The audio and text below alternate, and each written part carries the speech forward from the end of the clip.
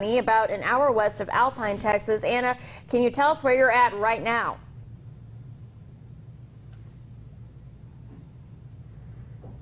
We're on the road in West Texas, actually, but we just pulled over. I'm going to flip the camera around so Chris can give us more perspective of where exactly we're at right now. We are near Valentine, Texas, far southwest corner of the state, near Marfa, just north of Marfa or so. And can you tell us why? I'm going to flip the camera around, but Chris, will you tell us why we kind of pulled over right now? We pulled over. We saw this Aerostat blimp, which was the first one we've seen on the trip.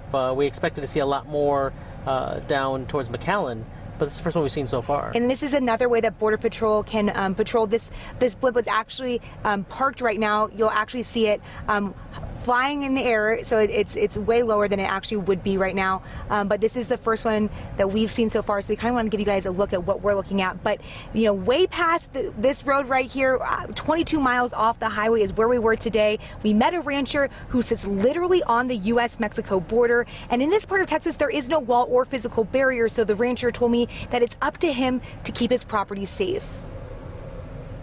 Flying over the Brite Ranch in West Texas, it's hard to tell where Jim White's ranch ends and where Mexico begins. It's more of a community that's split by the river, by the border. That's because there's no wall, no fence, just sensors. Come up some other way, it catches them too. White's family has lived on the Texas border since 1885.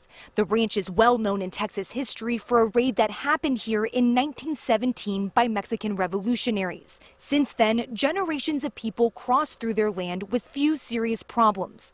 But 2 years ago, Jim says he was forced to step up security. My wife found several bundles of marijuana hidden in the brush, and we'd learned that they had dropped a pin, and the crew had come from Fort Stockton to pick up the dope. So Jim put in a security gate out front, installed dozens of hidden cameras around his property, and added an electronic fence. This is the eyes and ears that senses any activity along the ranch's 12-mile stretch that backs up to Mexico. And if it does sense any activity, it will then send an alert back to the ranch. We have not caught any dope in 16 months. Jim says he knows within minutes if someone is on his property. He'll get an email, the local sheriff will get an email, and so does Border Patrol. Everybody works together to coordinate it, and we call law enforcement and have them intercept them. And White says he doesn't keep track of how many people he's caught on his hidden cameras. He just keeps a stack of pictures on his desk. I'm just defending my little part of my little turf.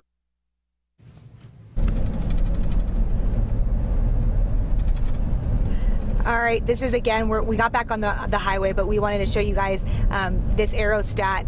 Again, I know the picture right now doesn't do it justice, but this is huge. So this is really cool for us. This is the first one we've seen on our trip so far. You know, the rancher did tell me today that these sensors have helped him tremendously. He says since they were installed 2 years ago, the people who are trying to cross over are forced to go find another path to try to get around his ranch. Live for BorderReport.com, I'm Anna Warnicki. Anna, thank you. What a huge ranch to be able to have to surveil, you know. Amazing. Well, also on our tour today.